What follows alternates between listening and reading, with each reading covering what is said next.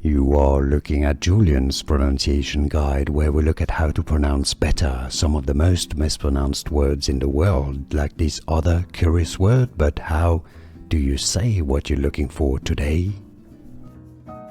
We are looking at how to pronounce this word, and we'll be looking at how to say more confusing words like this one. Can you pronounce it correctly? You will in a second. Inexorability, it's how it's said in British English.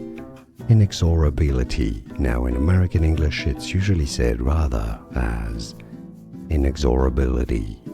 And now you know. Like this video. If you found it useful, I appreciate your support. Thanks for that. More videos for you here to learn more. I'll see you there.